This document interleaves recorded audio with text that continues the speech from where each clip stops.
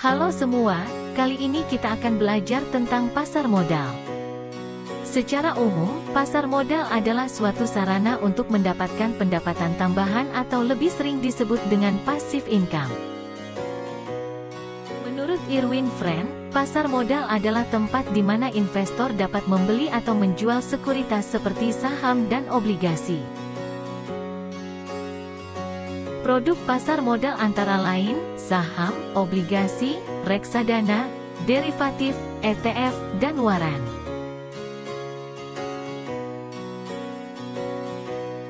Saham mewakili kepemilikan dalam suatu perusahaan. Investor yang membeli saham menjadi pemegang saham dan memiliki sebagian kepemilikan perusahaan tersebut. Saham bisa diperdagangkan di bursa saham dan dapat memberikan keuntungan melalui kenaikan harga saham dan dividen.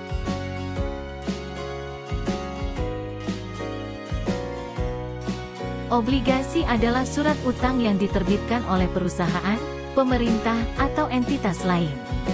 Investor yang membeli obligasi meminjamkan uang kepada penerbit obligasi dan menerima bunga secara berkala serta pengembalian pokok pada tanggal jatuh tempo.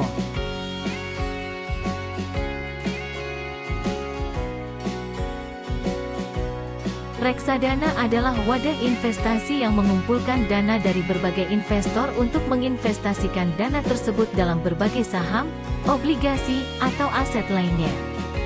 Reksadana dikelola oleh manajer investasi yang ahli. Reksadana adalah pilihan populer untuk investor yang ingin memiliki akses ke pasar keuangan tanpa perlu mengelola investasi mereka sendiri.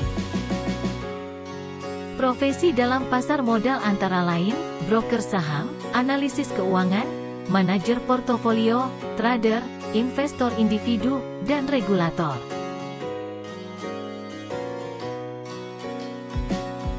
Broker saham adalah perantara antara investor dan pasar saham.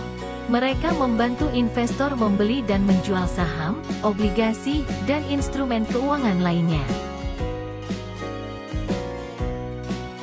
Analisis keuangan adalah profesional yang menganalisis perusahaan, industri, dan pasar keuangan untuk memberikan rekomendasi investasi kepada klien atau perusahaan tempat mereka bekerja.